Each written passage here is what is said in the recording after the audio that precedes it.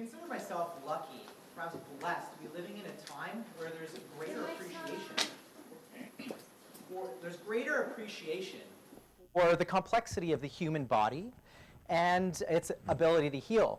But you hear things like acupuncture, meditation, herbal medicine, and it's mostly been reserved for the hippies, right? But now there's a lot more science to back up how these things can help us. I'm a fan of herbal medicine. It's something that I've been working in for some time, but we in North America haven't fully embraced herbal medicine. It's interesting to know that approximately 80% of the world relies on herbal medicine as its primary source of healthcare. Now, you probably all heard the term snake oil salesman. Snake oil salesman was somebody who would come to town on his horse and sell snake oil out of the back of his wagon. So these were basically scam health remedies. And they weren't even snake oil. It was like motor oil and mineral oil, not true to the letter snake oil. So the idea of snake oil is something that started to make us believe that, well, first of all, businessmen were slick like snakes, and also that natural health remedies like snake oil didn't work. But snake oil is a real thing. It may have been introduced to North America by Chinese workers building the railroad in the 1860s, where after a long, hard day's work, they would drink a little bit of their snake oil and their joint pains would disappear.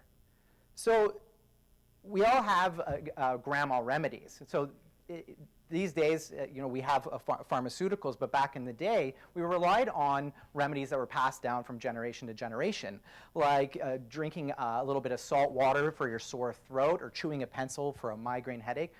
But right now, we're looking for greater science to support what these remedies are. So snake oil is alive and well on the internet. You have a lot of information from people like Dr. Oz. But now we're armed with a lot more in the way of scientific tools to validate the real from the fake.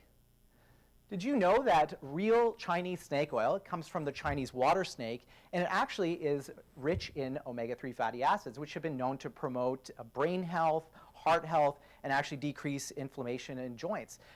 Comparing snake oil to salmon oil, you actually have higher amounts of EPA, one of the omega-3s, in snake oil compared to salmon oil. That's amazing. So I think there's a lot of opportunity to validate herbal remedies, traditional remedies. And my journey started when I was studying multiple sclerosis here at UBC. And MS is a disease where it's a debilitating disease where you have a breakdown of the insulation on nerve fibers, where that's myelin, and it's a lifelong disease full of suffering. There's no cure. But I read some Japanese data to suggest that mandarin orange peel was something that could reverse the damage, but it had only been tried in mice.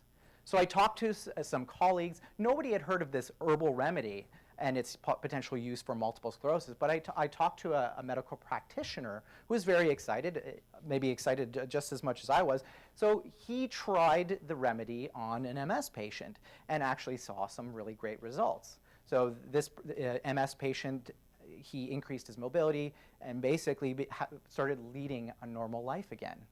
And I thought there was some great opportunity. Perhaps we can make a drug out of mandarin orange peels. So the first thing I did was talk to a local biotech CEO.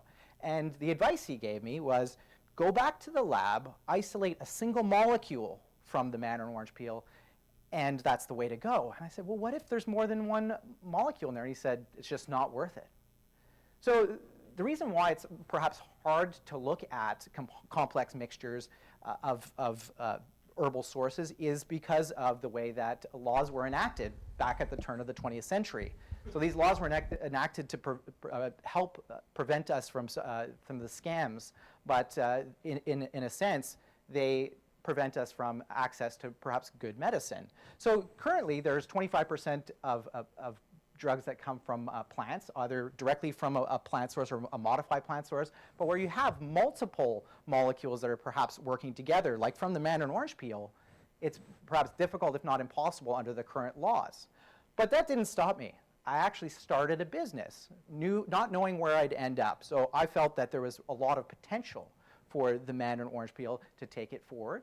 And so we were looking at how this is actually going to take place. We knew it was going to take a long time, but we actually created a byproduct from the mandarin orange peel that's now for digestive health. So Hippocrates said it best, all disease begins in the gut.